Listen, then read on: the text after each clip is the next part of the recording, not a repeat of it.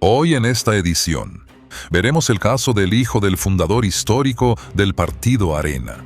Pasó de ser una figura importante de la política salvadoreña a enfrentar un tribunal y ser condenado por corrupción.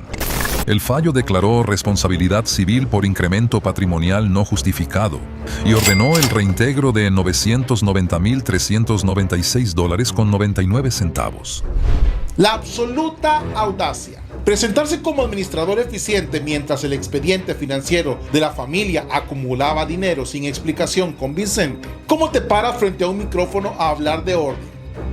Apoya tu canal de Fe y Política. Ahora puedes hypear nuestros videos y ayudarnos a crecer. Cada vez que hypeas un video, le das un impulso extra para sus visualizaciones y aparezca en más recomendaciones. ¿Cómo hacerlo? Es muy fácil. Busca el botón hypear dentro del video en tu móvil, dale tu apoyo con puntos y listo. Ya estás ayudando a que este contenido llegue más lejos. Cada semana puedes apoyar varios videos. Ayúdanos y danos ese empujón. La herencia es un concepto peligroso y a veces heredas el color de los ojos. Otras veces heredas un apellido que durante décadas funcionó como salvoconducto político. En El Salvador, el apellido Dawison no fue cualquier apellido, fue un símbolo de la derecha fundacional, del anticomunismo convertido en bandera y de un partido que nació prometiendo patria, orden y libertad. El mayor Roberto Dawison Arrieta fundó el mal llamado, la clica arenera en 1981 y presidió la Asamblea Legislativa Constituyente que produjo la Constitución de 1983. Pero detrás del escudo tricolor y los discursos de libertad, también se construyó una maquinaria de poder, dinero e impunidad. Roberto José Dawison Munguía, hijo del mayor Roberto Dawison Arrieta, fundador de Arena. Porque no hay nada más grande para un buen salvadoreño que saber luchar y defender a su patria. Exdiputado de la Asamblea Legislativa, exalcalde de Santa Tecla entre 2015 y 2021. Declarado responsable civilmente por enriquecimiento ilícito el 16 de marzo de 2026 por la Cámara Ambiental de Segunda Instancia. Monto total a restituir al Estado: $990,396.99. Sanción adicional: inhabilitación para ejercer cargos públicos durante 10 años. Casi $1 millón.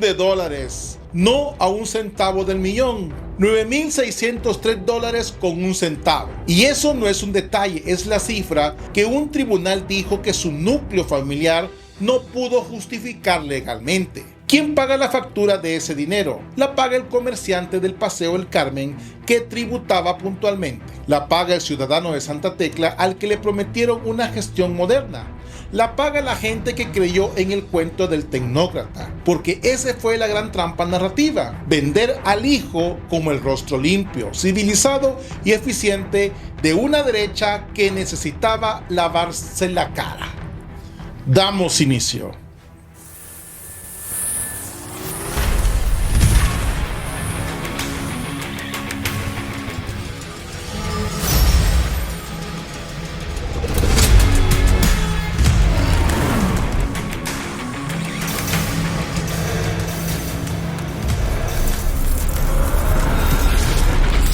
Política y fe, vista de otra manera. Damos inicio. Perfil público. Graduado del Colegio San Francisco en 1986. Estudios en agronegocios y una maestría en ingeniería en la Universidad Dr. José Matías Delgado. Seminarios de desarrollo en Israel y Taiwán. Reconocimientos en Texas y Houston en 1999. Ahí está el diseño perfecto. El principio político preparado para hablar de desarrollo. El heredero con currículums, contactos internacionales y un lenguaje técnico, mientras El Salvador sangraba, negociaba paz o intentaba reconstruirse. Él entraba al sistema como una promesa de modernidad. Pero la pregunta es simple: ¿para qué sirvió toda esa formación? Porque según la sentencia, el problema no fue ideológico, fue patrimonial. Y no hablamos de discursos, hablamos de depósitos, de tarjetas de crédito, de dinero que entraba y salía sin respaldo legal suficiente. La vieja política aprendió algo. ya no necesitaba fusiles para capturar recursos. Le bastaban cuentas bancarias, declaraciones patrimoniales débiles y una red familiar alrededor del poder. Año 2021. Salida de la alcaldía de Santa Tecla. El relato público que intentó instalar la administración saliente fue el de una transición ordenada y una gestión transparente. Pero la investigación patrimonial posterior apuntó en otra dirección. Depósitos bancarios, pagos de tarjetas de crédito y fondos sin documentación válida suficiente, examinados durante sus años como diputado en 2012 a 2015 y como alcalde en 2015 a 2021. La audacia, la absoluta audacia. Presentarse como administrador eficiente mientras el expediente financiero de la familia acumulaba dinero sin explicación convincente. ¿Cómo te paras frente a un micrófono a hablar de orden? ¿Cómo pides confianza pública? ¿Cómo vendes transparencia municipal mientras tu patrimonio familiar no pasa la prueba judicial? Esa es la falacia del gestor eficiente. Te construyen una marca, te venden orden, te ponen deporte, eventos, obras visibles y discursos de una ciudad moderna. Pan y circo con logo institucional. Y mientras la gente mira la vitrina, el expediente mira las cuentas.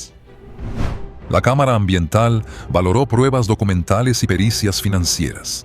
La Fiscalía había señalado irregularidades en depósitos bancarios y pagos de tarjetas. El fallo declaró responsabilidad civil por incremento patrimonial no justificado y ordenó el reintegro de $990,396.99. No fue un error de cálculo, no fue una factura perdida, no fue una confusión contable menor, fue una estructura de movimientos que no pudo ser justificada ante una autoridad judicial. El dato, fondos sin respaldo legal suficiente. La lógica, un servidor público no puede vivir bajo reglas distintas al ciudadano común. La consecuencia humana fue que cada dólar opacó cada servicio, confianza e instituciones. Pero lo más duro de este caso no es solo el monto. Es que en el expediente no termina en el funcionario, termina en todo el núcleo familiar. Desglose del monto ordenado a restituir. Roberto José Daubuisson, Munguía, $450,729.39. Jacqueline Janet López de Daubuisson, $511,247.73. Joana Daubuisson López, $12,939.87. José Roberto Daubuisson López, $15,480. Escuche bien, la esposa aparece con un monto mayor que el propio exalcalde, más de $500,000 no justificados. ¿Quién gana? ¿El núcleo familiar? ¿Quién pierde? La credibilidad de todo el sistema. Esta es la anatomía de la opacidad de cuello blanco. El dinero no siempre aparece en una sola cuenta. Se dispersa, se reparte, se normaliza dentro del círculo íntimo. Y cuando un expediente termina alcanzando a esposas o hijos, ¿el problema debe ser solo político? Este se vuelve dinástico, porque no solo heredaron un apellido, heredaron el peso de un expediente que los colocó frente al Estado como parte del mismo cuadro patrimonial. Consecuencia partidaria. Arena suspendió temporalmente a Roberto Daubuisson en junio de 2024, mientras enfrentaba el proceso por enriquecimiento ilícito. La resolución interna indicaba suspensión de cargos partidarios y del derecho a optar a cargos de elección popular mientras durara el proceso legal, y expulsión inmediata en caso de condena. El Fuego Amigo, el partido que fundó su padre, la maquinaria que durante décadas cantó patria sí, comunismo no. La misma estructura que lo convirtió en heredero natural de una marca política, lo soltó cuando el costo se volvió demasiado alto. No fue una epifanía ética, fue control de daños, porque para el 2026 Arena ya no podía darse el lujo de cargar otro símbolo de corrupción en la espalda. Suspendieron al hijo del fundador para fingir que el problema era una excepción. Pero el expediente dice otra cosa. Cuando el apellido más sagrado de una estructura termina condenado civilmente por enriquecimiento ilícito, la crisis no es individual, es genética. No se cayó un militante, se cayó un mito. Aclaración judicial. Este caso fue tramitado como responsabilidad civil por enriquecimiento ilícito. La sanción reportada no fue prisión. Fue reintegro de fondos e inhabilitación para cargos públicos durante 10 años. Sobre el caso Terra Towers, las órdenes de captura reportadas el 8 de mayo de 2026 fueron contra 2 guatemaltecos y una salvadoreña. En esa información pública no aparece Roberto Daubuisson como persona capturada ni como destinatario de esa orden. Y aquí llegamos al fondo del pantano, a la distorsión que muchos no quieren mirar. Las redes gritan, prófugo, cárcel, captura, pero la verdad judicial de este expediente es más fría y desde luego más frustrante. No estamos hablando de una condena penal con celda, estamos hablando de una condena civil con devolución de dinero e inhabilitación. El Estado no fue por su libertad, fue por el dinero no justificado. ¿Sabe qué significa eso en el idioma real del poder? Que un núcleo familiar puede aparecer con casi $1 millón sin respaldo legal suficiente. Y la consecuencia inmediata puede ser patrimonial, no carcelaria. Ahí está la herencia más venenosa. Un sistema donde el robo elegante se trata como ajuste de cuentas, mientras el pobre paga con cárcel por mucho menos. Ese es el viejo diseño. Para unos barrotes, para otros embargos y para otros reintegros y silencio. Hecho comprobable. Roberto Daubuisson quedó inhabilitado para ejercer cargos públicos durante 10 años. No puede ocupar cargos públicos durante ese periodo por mandato de la sentencia reportada. La muerte civil, el ocaso de una era, el hombre que fue vendido como renovación de la derecha terminó convertido en el deudor del Estado. El heredero del apellido intocable terminó reducido a una cifra judicial, $990.396.99. Pero no nos confundamos, recuperar ese dinero no basta. Frédéric Bastiat escribió que cuando el saqueo se vuelve moda de vida, la sociedad termina creando leyes que lo autorizan y una moral que lo glorifica.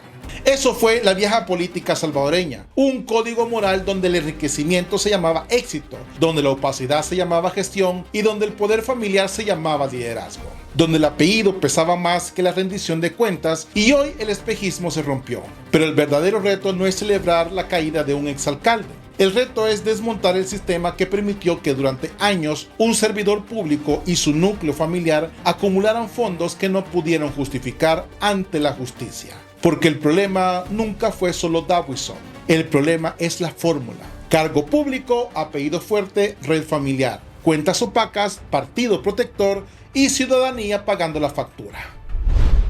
El linaje de impunidad de Santa Tecla recibió un golpe. El casi $1 millón debe volver al Estado. Pero la pregunta incómoda queda viva. Si al supuesto tecnócrata transparente le encontraron casi $1 millón no justificados, ¿cuánto dinero de la vieja política sigue enterrado en cuentas de esposas, hijos, primos, socios y testaferros que todavía nadie ha empezado a tocar? ¿Y tú qué piensas de todo esto? Te leo en los comentarios. Bendiciones, paz y bien. Dios con ustedes. Bienvenido a tu canal Política y Fe, vista de otra manera, con Mau Caballero. Suscríbete, comparte y da clic a la campanita para notificaciones de nuevo contenido.